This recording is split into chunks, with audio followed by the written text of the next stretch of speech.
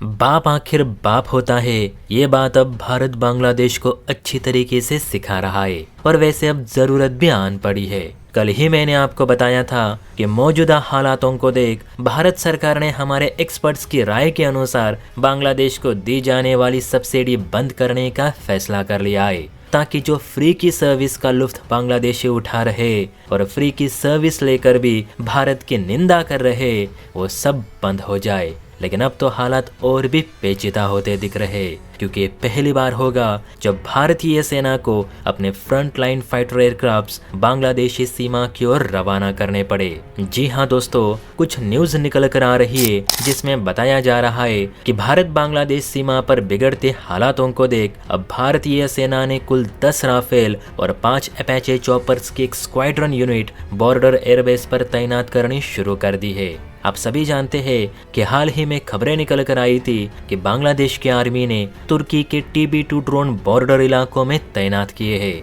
अमेरिकी MQ-9 drone से 8 गुना हल्का ये टर्किश ड्रोन बांग्लादेश अब भारत के खिलाफ इस्तेमाल करने की फिराक में है। दरअसल तुर्की के TB2 मिसाइल ड्रोन के जरिए बांग्लादेशी आर्मी भारतीय सेना को चेताना चाहती थी कि देखो, अगर भारत हम पर दबाव या जबरदस्ती करने की कोशिश करता है तो इन्हीं टर्किश ड्रोन से हम भारतीय बेसेस पर हमला कर देंगे।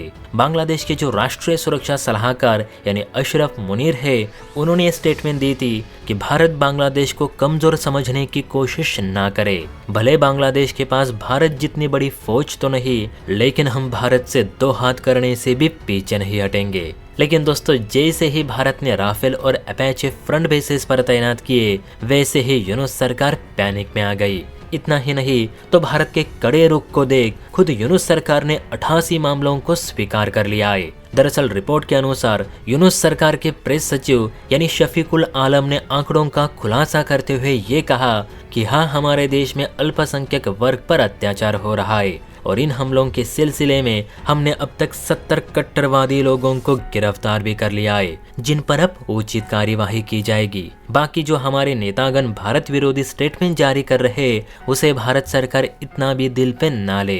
यूनुस सरकार भारत से कोई बैर नहीं चाहती, बल्कि बांग्लादेश आज भी भारत से व्यापारिक रिश्ते ही बढ़ाना चाहता है। अब आप ही देखिए दोस्तों, जैसे भारत ने राफेल जेट्स क्या भेजे, कैसे ऊंट पहाड़ के नीचे आ गया। अभी तो कोई स्ट्राइक भी नहीं की गई। अगर कोई एयर स्ट्राइक की तो ये टर्किश ड्रोन कब तक बांग्लादेश को बचाए रखेंगे। वैसे कभी कभी समझ में नहीं आता कि ऐसे पड़ोसी भारत को ही क्यों मिले जो हर चीज के लिए भारत पे ही निर्भर है, लेकिन सपोर्ट चीन या पाकिस्तान को करेंगे। पैसे चाहिए तो आवाज भारत को देंगे, लेकिन जब कोई डील करनी हो तो चीन का दरवाजा खटखटाएंगे। तो क्यों ना मैं इन्हें निकम्मे पड़ोसी कहूँ? आप ही कमेंट करके बताइए।